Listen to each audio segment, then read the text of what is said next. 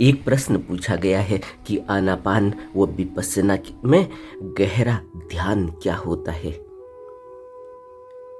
भगवान बुद्ध ने अपनी शिक्षाओं में गहरे ध्यान की बात कही। गहरा ध्यान क्या होता है, इसको समझने से पहले हम यह समझते हैं कि आनापान व विपस्सना में हम करते क्या हैं। आनापान के बिना विपस्सना नहीं हो सकती, यह हम सब जानते हैं। क्यों?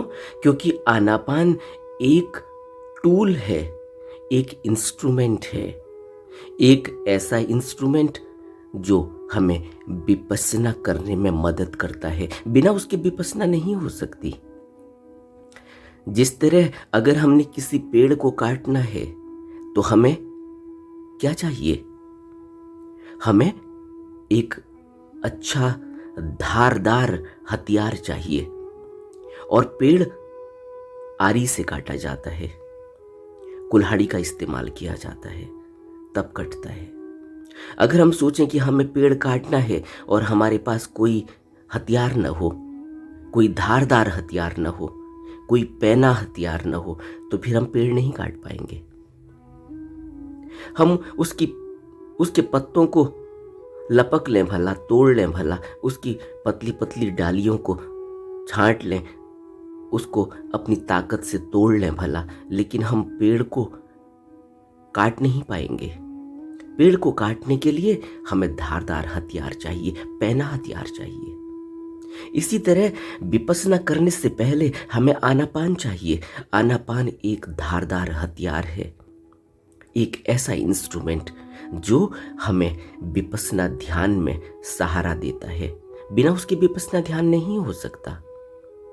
क्यों? क्योंकि आनापान में हम अपने मन को स्थिर करते हैं, और बिना मन को स्थिर किए हुए, बिना विचारों को स्थिर किए हुए, बिना अपने मन को संसार से वापस खींचे हुए हम विपस्सना नहीं कर पाएंगे, हम ध्यान नहीं कर पाएंगे। इसलिए हम आनापान सति योग करते हैं। और आनापान सति योग में हम क्या करते हैं? हम करते कुछ भी नहीं हैं, हम खड़े हो जाते हैं। यानी हम शरीर से ही खड़े नहीं होते, हम मन से खड़े हो जाते हैं। हम मन को बाहर के सभी अनावश्यक कार्यों से खींचकर, सभी सोच विचार से खींचकर उसको एकत्रित कर लेते हैं, और उसको देखने की फैकल्टी का इस्तेमाल करते हुए, महसूस करने की फैकल्टी का इस्तेमाल करते हुए हम सिर्फ इस शरीर में जो सांस आ रही है और जो जा रही है उस पर फोकस कर देते हैं, अपने मन को, अपने ध्यान को। अपनी तरफ से हम सांस लेते नहीं, अपनी तरफ से हम सांस छोड़ते नहीं। हम खड़े होकर, यानी हम अपने मन को स्थिर करके, रोक कर, सारी दुनियादारी से खींचकर उसको अपनी आती जाती सांस को देखने में लगा देते हैं। अपनी तरफ से लेते भी नहीं, अपनी तरफ से छोड़ते भी नहीं, अपनी तरफ से कुछ भी नहीं करते। सिर्फ जिस तरह से हम दूर खड़े होकर किसी तस्वीर को देखते हैं, जिस तरह से हम दूर खड़े होकर किसी दृश्य को देखते हैं और उस दृश्य में खो जाते हैं, हम अपनी तरफ से कुछ इस्तेमाल नहीं। अगर हम उस दृश्य को देखते हुए यह देखने लगे कि इसमें स्केचिंग कैसी की हुई है, इसमें पेंसिल कौन सी कलर की इस्तेमाल हुई है, इसमें कलर कौन से इस्तेमाल हुए हैं, ऑयल पेंट हैं या वाटर पेंट हैं या पेंसिल कलर हैं, क्या नहीं है, वैक्स कलर हैं, इसका हम कोई अपने मन में विचार नहीं लाते। हम तो उस दृश्य को देखते देखते वहीं अटक जाते हैं। वो क्या है, क्या नहीं है, किसने बनाया, कैसे बनाया, उससे हमें कोई लेना देना नहीं। इसी तरह से हम अपनी आती जाती सांस को खड़े होकर, अपने मन को खड़ा करके, स्थिर करके रोक लेते हैं। यह अपने इंस्ट्रूमेंट को पैना करना है, अपने हथियार को धारदार बनाना है, क्योंकि इसी धारदार हथियार से, इसी इंस्ट्रूमेंट से हम विपस्सना में इसका सहारा लेंगे और बिना इसके विपश्यना नहीं हो पाएगी, बिना इसके ध्यान नहीं हो पाएगा। हम कोई भी ध्यान करते हो भला, हम मंत्र का जाप करते हो भला, मंत्र का जाप करने के लिए भी हमें फोकस चाहिए, कंसंट्रेशन चाहिए, हमारा मन एक जगह टिका हुआ होना चाहिए। इसलिए आनापान सती में ही मन एक जगह टिकता है। यह मन को एक जगह टिकाने की, रोक कर रखने की प्रैक्टिस है। आपने देखा होगा, कभी आपने अस्पताल में किसी डॉक्टर का अगर संग साथ किया हो, डॉक्टर से आप मिले हो, कोई स्किन के डॉक्टर से, या कोई नाक कान गले वाले डॉक्टर से, या कोई दांत वाले डॉक्टर से, तो आपने देखा होगा उनके पास एक मैग्नीफाइड ग्लास होता है। उस मैग्नीफाइड ग्लास से जो चीज दिखाई नहीं दे सकती, वह उससे उसको देखते हैं, स्किन को। स्किन में कहाँ पर रैसेज हैं, किस तरह की परेशानी है, कहाँ पर स्पॉट आए हुए हैं, वो नंगी आंखों से नहीं पता चलता। उसको देखने के लिए फोकस, उनको एक ऐसा मैग्नीफाइड ग्लास अपने पास रखना होता है जिससे वो उन चीज़ों को देख लेते हैं जिसको वो नंगी आंखों से नहीं देख सकते। फोकस बनाते हैं। मैग्नीफाइड ग्लास मैग्नीफाइड कर देता है, चीज़ों को बड़ा कर देता है, अच्छी तरह से दिखाता है। इसी तरह से आनापान सती में हमें जो चीज नहीं दिख रही होती है, आनापान सती योग से हमें वो दिखने लगती है। सोचो तो जरा, कितने सालों से हम बिना आनापान सती के जीवन बिता रहे हैं, कितने सालों से हम बिना ध्यान के जीवन बिता रहे हैं। बचपन से लेके आज तक अगर हमने अब शुरुआत की है, तो जब से भी हमने शुरुआत की, उससे पहले का जीवन हमारा कैसा था? हमने कभी अपनी सांस को आते जाते हुए देखा? क्या कभी हमने इसको इस तरह से सोचा कि ये शरीर के अंदर क्या चल रहा है, कौन ले रहा है, कौन छोड़ रहा है, कौन सा इंस्ट्रूमेंट है अंदर, कौन सी बैटरी है, कौन सी चिप लगी हुई है? हमें कुछ नहीं पता।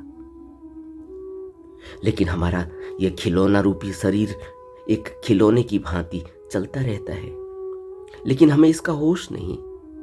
हम बेहोश प्रमादवश जीवन जीते हैं, और हम अपने को वैज्ञानिक कहते हैं, अपने को प्रोफेसर कहते हैं, अपने को हम बहुत बड़ा साइंटिस्ट कहते हैं, अपने को हम बहुत बड़ा इंजीनियर कहते हैं कि हमने इतनी पढ़ाई करके इतना सारा कुछ, लेकिन हमें अपना भी कुछ पता नहीं चला कि ये सांस कहाँ से आई, कहाँ को गई, कौन ले रहा है, क्या इंस्ट्रूमेंट अंदर काम कर रहा है, हमें कुछ पता नहीं। और कौन नहीं लेता है? जब शरीर गिर जाता है, जिसको हम मौत कहते हैं, तब क्या हुआ, कौन आया, कौन गया, कौन सा इंस्ट्रूमेंट फेल हो गया, हमें कुछ पता नहीं। और इस बाहर किताबों से बटोरे हुए ज्ञान को, इस बाहर से सुने हुए ज्ञान को, इस इंद्रियों से देखे हुए भावनाओं और इस भावभंगिमाओं को, इस ख्यालों को हम अपना ज्ञान कहते हैं, लेकिन हमें कुछ भी पता नहीं चलता कि यह शरीर में क्या चल रहा है, इस शरीर में कितनी दिव्यता है, कितनी महानता है, इसमें वह ऐश्वर्य छिपा है, हमें कुछ पता नहीं चलता, वह भव्यता छिपी है, हमें कुछ नहीं पता चलता। इसलिए तो हम बुद्ध को अलग और अपने को अलग कहते हैं। हम कहते हैं बुद्ध तो भगवान थे, हम तो एक साधारण इंसान हैं। लेकिन बुद्ध जब एक साधारण इंसान की तरह इस जमीन पर चलते थे, तो तब हम भी थे, किसी दूसरे रूप में रहे होंगे। तब हम कहते हैं अरे यह क्या बुद्ध होगा, यह तो हमारी तरह दिखाई देता है, इसका चेहरा तो देखो, इसके चेहरे से तो ज्यादा ग्लो हमारे चेहरे में है। हमें तब भी कुछ नहीं दिखाई देता। कोई भाग्यशाली होता है जिसको गुरु के चेहरे में कुछ और दिखाई देता है, जिसको गुरु की आभा से, गुरु की लपट से ही असर होना शुरू हो जाता है, गुरु की आवाज से असर होना शुरू हो जाता है। गुरु जिस मार्ग से गुजरा है, उस मार्ग की हवा से ही उस व्यक्ति की भावनाएं बदलने लगती हैं, उसके अंदर एक दिव्यता की किरण फूटने लगती है, उसका विवेक जागने लगता है। सिर्फ गुरु के उस मार्ग से गुजरने से उसकी दिव्यता और उसके शरीर और उसके रोम रोम से निकल रही वह रश्मियां, वह किरणें आध्यात्म की दूसरे व्यक्ति को प्रभावित करने लग जाती हैं। लेकिन हम इतने सोए सोए इस संसार में हैं कि बुद्ध हमारे बगल से गुजर जाते हैं, हम उनको भी कहते हैं इनके चेहरे में तो हमें कुछ दिखाई नहीं दे रहा है, इनके तो फीचर्स ही ठीक नहीं है।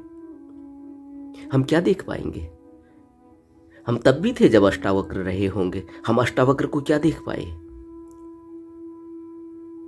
ये हम चमड़ी देखने वाले हमें क्या दिखाई देगा? हमने अष्टावक्र को भी 8 तरह से निकला हुआ कुबड़ देखा कि देखो शरीर में 8 जगह से कुबड़ निकला हुआ है। इस आदमी को तो देखो सही से चल भी नहीं पाता, सही से कोई मूवमेंट नहीं है, शरीर तो देखो किस तरह से विभत्स है। यह हम लोग थे, हम लोग अष्टावक्र को भी नहीं समझ पाए। हम क्या समझेंगे? हम बुद्ध के बगल से गुजर जाते हैं, लेकिन बुद्ध को हम ध्यान नहीं देते। हम कहते हैं हमारा अहम इतना बड़ा होता है कि हमें बुद्ध दिखाई नहीं देते। आप देखो ना, इस चैनल पर आप कमेंट्स देखो, उस व्यक्ति ने कभी हमसे मुलाकात नहीं की, कभी वो मिला नहीं, कभी उसने हमको जाना नहीं, कभी उसने इस चैनल में आकर अच्छे से इन वीडियोज को सुना नहीं, अच्छे से उसने कभी गहरे में इन वीडियोज का कोई आभास नहीं किया। लेकिन कमेंट्स देखो आप, वो व्यक्ति कुछ भी बोल पड़ता है, और जब उसको किसी और ने, मैंने तो कभी आज तक कभी किसी को कुछ लिखा ही नहीं, कुछ कहा ही नहीं, लेकिन कभी मेरे कोई मित्र को बुरा लग गया उस बात पर कि कोई आदमी ऐसे कैसे बोल सकता है, तो उन्होंने पूछा भाई कि तुम ऐसा क्यों कह रहे हो? वो कहता है मैं तो इंटरनेट ट्रोलर हूं, मैं तो ऐसे ही करूंगा, यह तो मेरा प्रोफेशन है। यहां भी इंटरनेट ट्रोलर हैं। अब आप समझ रहे हो इस व्यक्ति को इस चैनल में आने की क्या जरूरत है? वो अपना प्रोफेशन का इस्तेमाल कर रहा है, उससे वो भी एक प्रोफेशनल है, लेकिन वो इस चैनल में आके भी कुछ भी अंट संट बोल देता है, कुछ भी उल्टा सुल्टा लिख देता है, फिर कहता है मैं तो इंटरनेट ट्रोलर हूं, तुम्हारी मर्जी, मैं तो ऐसे ही कहूंगा। लेकिन वो आध्यात्म के चैनल को आकर देख रहा है। तुम क्या देख रहे हो यहां आकर?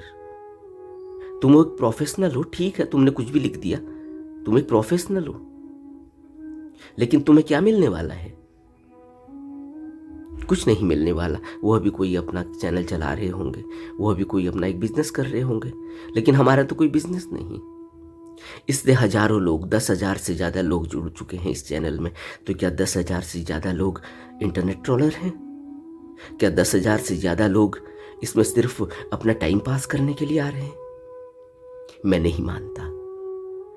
इस चैनल से जो भी एक एक व्यक्ति जुड़ा होगा, उसके जीवन में कहीं न कहीं कोई खालीपन है, वह उसको दूर करना चाहता है। वह एक सकारात्मक जीवन, एक आध्यात्मिक जीवन जीना चाहता है। उसके जीवन में कमी है, ध्यान की कमी है, उस ध्यान की कमी को वह पूरा करना चाहता है। वह खोज में है और उसको इस चैनल से कुछ मिला है, तभी वह इससे जुड़ा है। उसको कमी है, वह अपने जीवन को सुधारना चाहता है, वह अपने इस अनमोल जीवन का फायदा उठाकर इससे, ध्यान के सहारे से आध्यात्म में प्रगति करना चाहता है, बुद्धत्व प्राप्त करना चाहता है। इसलिए वह खोज कर आया है। करोड़ों अरबों चैनल होंगे। यह यूट्यूब तो बहुत बड़ा एक प्लेटफॉर्म है जहां पर हर तरह का वीडियो बनाया जाता है, हर तरह की परफॉर्मेंस, हर तरह की क्रिएटिविटी की जा रही है। लेकिन कुछ 10,000 से ज्यादा लोग इस चैनल पर आए हैं, खोज कर ही आए होंगे। तो हमें सोचना होगा कि हमारे जीवन का उद्देश्य क्या है। क्या हम यहाँ टाइम पास कर रहे हैं? क्या हम यहाँ इस प्रोफेशन से हम 2-4 पैसा कमा लें भला, लेकिन हमें अभी अपने जीवन को देखने की हमारे अंदर वो आंख ही नहीं खुली, हमारे अंदर वो विचार ही नहीं उठा। आनापान सती हमें वो आंख देता है, वह विचार हमारे अंदर खोलता है। हम रुकते हैं और देखते हैं अपने को, तब हमें इस जीवन की भव्यता, इस जीवन की मूल्यता, इस जीवन की ऐश्वर्यता का पता चलता है।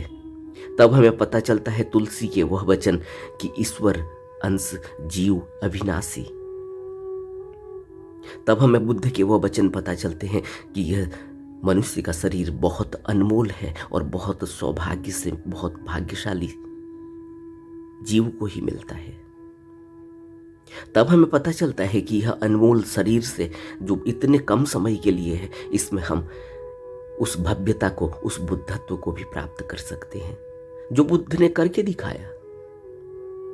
तो आनापान व विपस्सना में गहरा ध्यान क्या होता है? गहरा ध्यान यही होता है कि हम रुकें और अपने इस मन को इतना शार्प कर लें आनापान के जरिए कि आती और जाती सांस को हम दूर खड़े होकर अपने मन को टिकाकर, रोक कर, मैग्नीफाइड ग्लास की तरह इसको पैना कर लें। इसको ऐसा कर लें कि हमें इतना होश जग जाए कि हम क्या इस जीवन में चल रहा है उसको अच्छी तरह से देख पाएं, अच्छी तरह से सोच पाएं, अच्छी तरह से समझ पाएं। हमारे अंदर विचार उठे तो उस विचार को हम देख पाएं, उस विचार का हम अच्छी तरह से उसको खोलकर उसका आत्ममंथन कर पाएं कि यह विचार उठा है और कृत्य का रूप लेने से पहले इसके परिणाम हमें दिखाई दें। यह विचार उठा है तो यह विचार क्यों उठा, कहाँ से उठा, वह कौन सा संस्कार है जो फलित हो रहा है, जो कर्म का रूप ले रहा है। अगर हम उसको देखेंगे आनापान सती के जरिए, अगर हमने अपने मन को पैना कर लिया, अपने मन को तीक्ष्ण कर लिया, अपने मन को शुद्ध कर लिया, अपने मन को रोक लिया, तो हमें मैग्नीफाइड ग्लास की तरह इसका पैनापन भी दिखाई देगा। और मैग्नीफाइड ग्लास की तरह जब सूर्य की किरणें एकत्रित होंगी तो उसमें से जो प्रज्वलित अग्नि निकलेगी, जो उसमें से रश्मियां निकलेंगी, उनमें कितनी उष्णता होगी, उसमें कितनी गर्मी होगी, उसमें जलाने की क्षमता होगी। क्या जलाने की क्षमता होगी?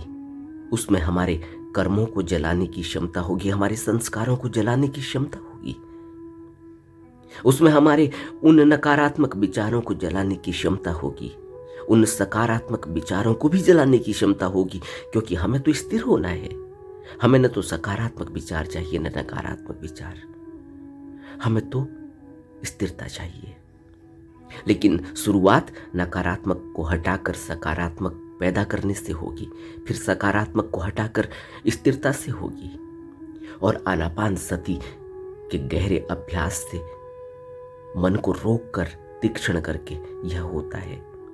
और यह गहरा ध्यान जब विपस्सना में किया जाता है, जब विपस्सना को किया जाता है, तब क्या होता है कि हम सर की चोटी से लेकर नाखून तक, अपने पांव के नाखून तक इस शरीर का अवलोकन करते हैं।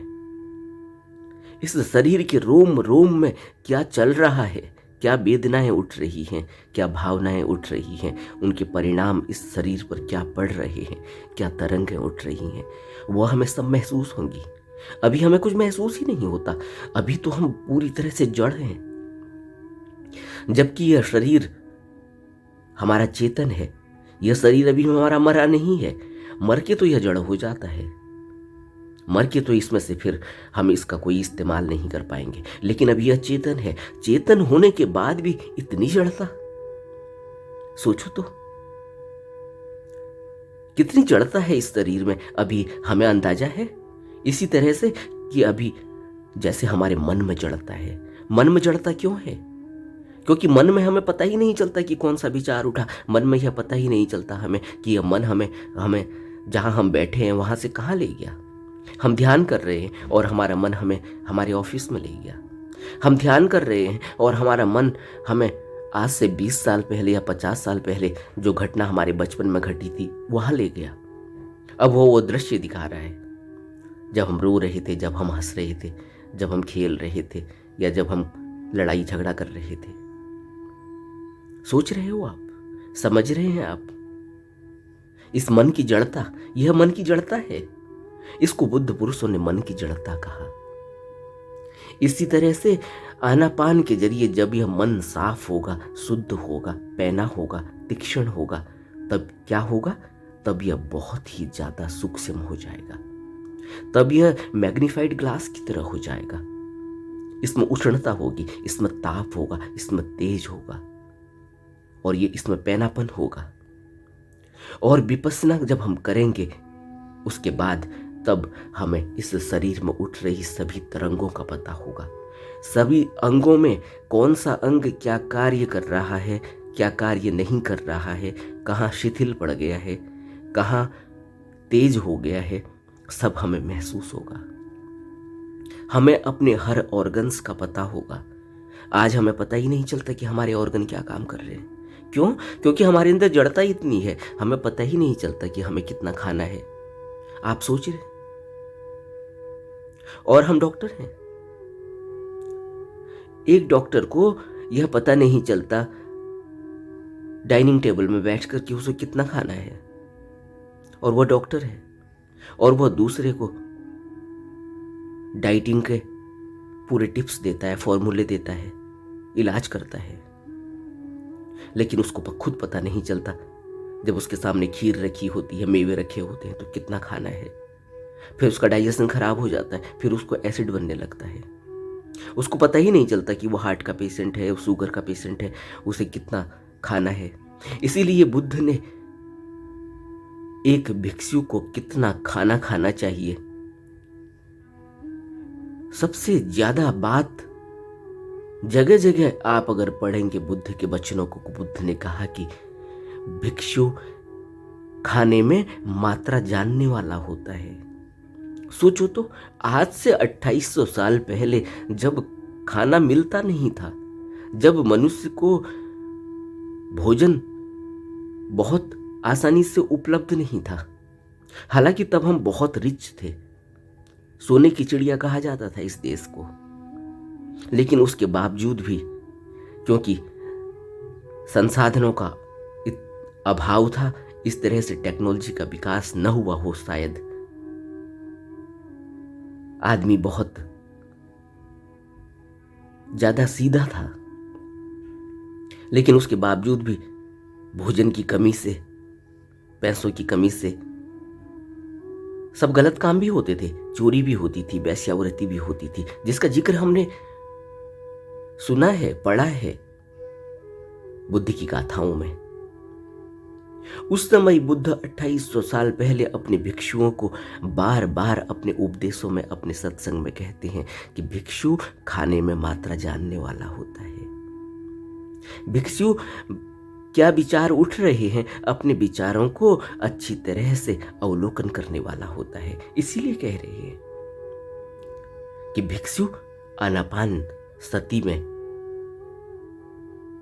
निरंतर अभ्यास से इतना शार्प और इतना पैना अपने मन को इतना शुद्ध और इतना शांत और इतना स्थिर कर चुका होता है कि विपश्यना में उसको अपने शरीर के अंदर क्या चल रहा है और वेदनाओं में क्या चल रहा है, कहाँ कौन सी तरंग उठ रही है, चित्त में क्या चल रहा है, और धम्म किस तरह से इस शरीर में प्रकट, प्रदर्शित और प्रक्षेपित हो रहा है, इस सब का अनुभव करता है। इस अनुभव को करने के लिए, अनुभव को जानने के लिए, अनुभव को महसूस करने के लिए ही हमें आनापान सती योग करना होता है। आनापान सती योग में अभी हम बहुत कच्चे हैं, हालांकि हम बहुत सालों से कर रहे हैं। किसी को 20 साल हो गए, किसी को 30 साल हो गए, किसी को 50 साल भी हो गए होंगे। अभी भी हम आनापान सती में बहुत कच्चे हैं। आनापान सती में जैसे जैसे हमारा ध्यान, हमारा मन रुकता है, ध्यान गहरा होता है, वैसे वैसे हमें इस शरीर की ही नहीं, इस पूरे अस्तित्व में क्या चल रहा है उसका भी आभास होने लगता है, क्योंकि मन, यह पूरा मन ही अस्तित्व है। इस मन का दायरा इतना सीमित नहीं है जो सिर्फ शरीर में प्रक्षेपित हो रहा है, जो इसमें शरीर में महसूस हो रहा है। इस मन का दायरा ही पूरे अस्तित्व का दायरा है, समझ लो आप। इसीलिए तो आप आंख बंद भी नहीं करते, आपके अंदर एक विचार उठता है कि अमेरिका में गया था उस घर में। आपके विचार उठने तक आप अमेरिका उस घर में पहुंच गए हैं। सोचो तो जरा, अपनी माँ की याद सिर्फ माँ मुंह से निकालो और माँ का चेहरा आपके आगे है। क्या बताता है यह बताता है कि यह मन, आपका यह मन, जिसको हम मन कहते हैं, यह मन एक पूरा ब्रह्मांड है। यह मन ही सब कुछ है।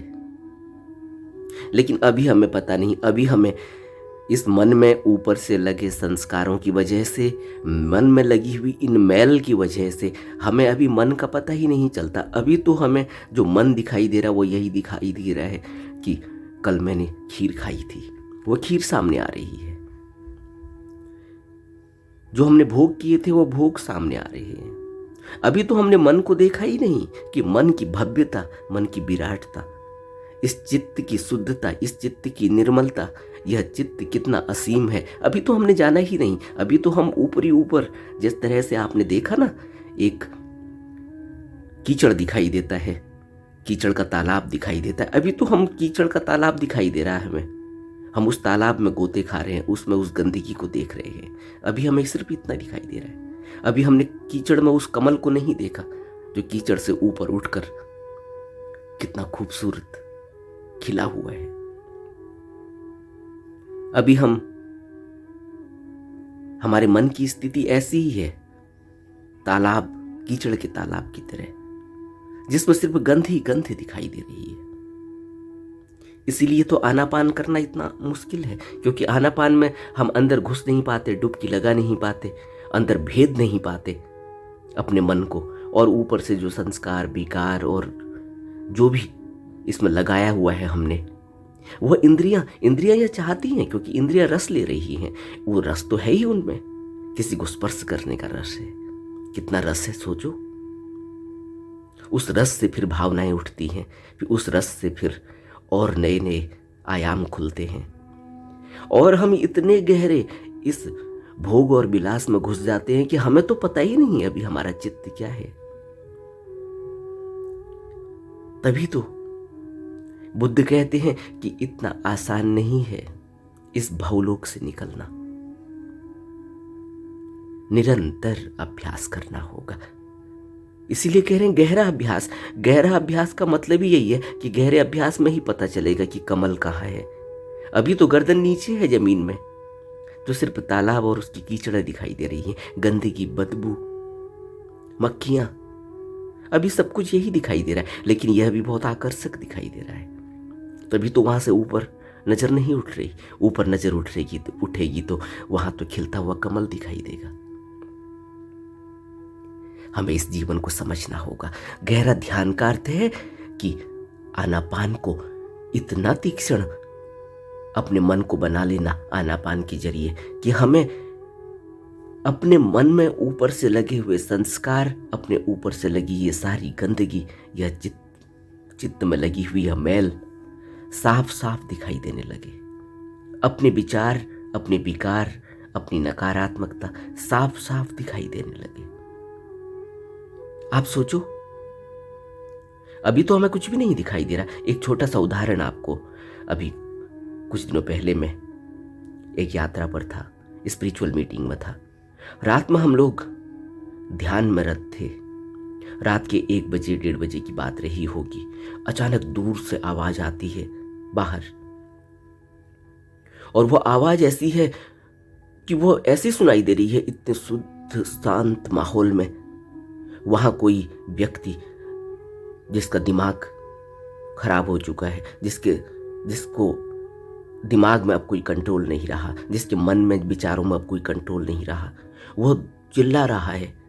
उसने दूर बहुत बड़ी जमीन जो खाली दिखाई दे रही है, जो एक हरी घास का एक बहुत ही बड़ा भव्य मैदान है, उस मैदान में वो किनारे पर खड़ा हुआ है उस मैदान के, और उसको यह लग रहा है कि यह उसकी जमीन थी जो आज बंजर पड़ी हुई है।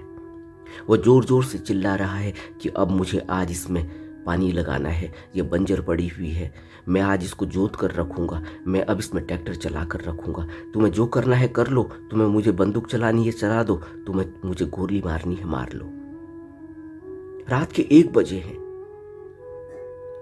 बाद में पता चला कि वह व्यक्ति कभी एक बहुत बड़ा जमींदार था और झंझट, लड़ाई झगड़ा, जमीन जायदाद के झगड़ों में वह आज ऐसी स्थिति में आ गया कि उसका दिमाग में सिर्फ यही बात घूमने लगी है और धीरे धीरे उसका दिमाग से वो कंट्रोल हट गया।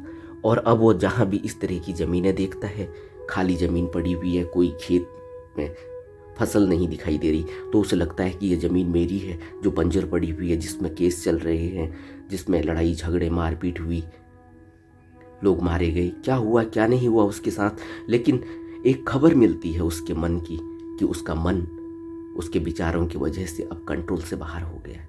और वह तो एक बहुत ही बड़ा केस है, वह तो एक एक्सट्रीम लेवल है, लेकिन छोटे मोटे में हमारी भी यही स्थिति है। हम कब विचारों में चले जाते हैं और कब हम वहाँ चले जाते हैं कि मेरे पति से मेरा ये डाइवोर्स हुआ था, उससे यह विवाद हुआ था, यह हुआ था, वो हुआ था, और फिर हमारे आंखों से आंसू और फिर नकारात्मकता छा जाती है हमारे अंदर, हमारा मुंह काला होने लगता है, हमारे आंखों के आगे अंधेरा आने लगता है। ये क्यों हो रहा है? ये इसलिए हो रहा है कि हमारा कंट्रोल हमारे मन पर नहीं। और इसीलिए तो हम इस चैनल से जुड़े हैं, इसीलिए तो हम आनापान, विपस्सना, ध्यान, सत्संग, उपदेश से जुड़े हुए हैं कि हमें इन सारे प्रभावों को अपने अंदर से धीरे धीरे ध्यान के सहारे इनको धीमा करना है, इसको मंद करना है, इनको हल्का करना है, इनको साबुन लगा लगा कर इनको साफ करना है। जैसे जैसे ये धीमा पड़ता जाएगा वैसे वैसे आप फिर उतनी दूर तक जा ही नहीं पाओगे जहाँ तक आप उस विचारों में चले गए, जो भी आपके साथ घटनाएं घटी हैं, आंखों से आंसू आने लगे हैं और मन विचलित होने लगा है, वहाँ तक आप जा ही नहीं पाओगे। उससे पहले ही आपको होश आने लगेगा, अरे मैं क्यों जा रहा हूँ वहाँ को, ये बात तो हो गई, बीत गई, खत्म हुई, अब तो मुझे ध्यान करना है, अब तो मुझे, बल्कि सकारात्मकता छा जाती है कि चलो इसके वजह से ही तुम्हें ध्यान में आया, अगर यह घटना नहीं घटी होती तो मुझे ध्यान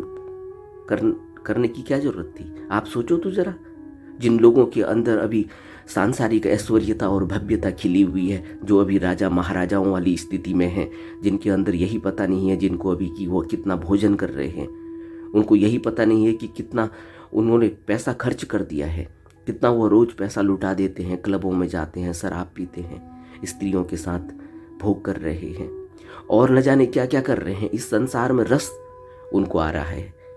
क्या उनको ध्यान की आवश्यकता है? क्या उनको ध्यान की याद आती है? आ ही नहीं सकती। ध्यान की याद ही तब आती है जब मनुष्य इस संसार से विरक्त होता है, और संसार से विरक्त कभी भी सुख से नहीं होता। इसीलिए तो सभी बुद्ध पुरुषों ने, सोचो तो जरा, कबीर ने कितनी बाणियां इस पर लिखी हैं कि दुख में सिमरन होता है, सुख में थोड़ी कोई याद करता है। और अगर कोई सुख में याद करे तो फिर दुखी काहे को होए। यह कबीर का दोहा हम सब ने बचपन से पढ़ा है कि जो व्यक्ति सुख में याद करे तो फिर उसको दुख होगा ही नहीं। लेकिन हम क्या करते हैं, हम दुख में याद करते हैं। दुख में सुमिरन सब करे, सुख में करे ना कोई। क्यों नहीं करता कोई सुख में सुमिरन? क्यों? क्योंकि इंद्रिय के भोगों का आनंद इतना है। ये पूछो जो बड़े बड़े पैसे वाले लोग हैं, जो बहुत ज्यादा संसार में अपने धन धान्य को आगे बढ़ाने की, अपने बिजनेस व्यापार को आगे बढ़ाने की होड़ में लगे हुए हैं, अपना राजपाट आगे बढ़ाने की होड़ में लगे हुए हैं, क्या इनको आवश्यकता है ध्यान की? तभी तो बुद्ध की कृपा होती है कि कभी कोई राजा महाराजा भी आ जाता है। बुद्ध के समय में कितने राजा महाराजा आ गए। बुद्ध के समय में कितने बड़े बड़े प्रगाढ़ पंडित ब्राह्मण, वह ब्राह्मण जो 24 घंटे हवन और यज्ञ किया करते थे। हमने गाथा सुनी है, पढ़ी है। 24 घंटे जिसकी कहते हैं कि यज्ञ की अग्नि बुझती ही नहीं थी। ऐसा ब्राह्मण, ऐसा महापंडित बुद्ध के आगे नतमस्तक हो गया। हमें समझना होगा, हमें गहरे ध्यान में उतरना होगा, और जो भी घटनाएं हमारे साथ घटी हैं उनको धीरे धीरे उनमें ध्यान के साबुन से वो साफ होंगी। और बहुत भाग्यशाली समझो अपने को, सकारात्मकता से भर जाओ, बहुत भाग्यशाली समझो कि तुम्हारे अंदर ध्यान की ललक पैदा हुई, तुम्हारे अंदर ध्यान करने की एक अनुभूति उठी है, एक जागरण उठा है, एक ललक उठी है। और धीरे धीरे अपने को ध्यान में लगाओ, ज्यादा वक्त दो, अपने आप को एकांत में रखो, अपने आप को समझो। एक दिन बुद्धत्व, एक दिन गहरा ध्यान हमारे अंदर खिलने लगेगा, हम गहरे ध्यान में डूबने लगेंगे, और एक दिन फिर हम तालाब और कीचड़ नहीं देखेंगे, फिर हम कमलवत, उस कमल से हमारा तारतम्य जुड़ जाएगा और हम कमलवत खिलने लगेंगे। यही ध्यान का सार है, यही आनापान व विपश्यना करने का सार है।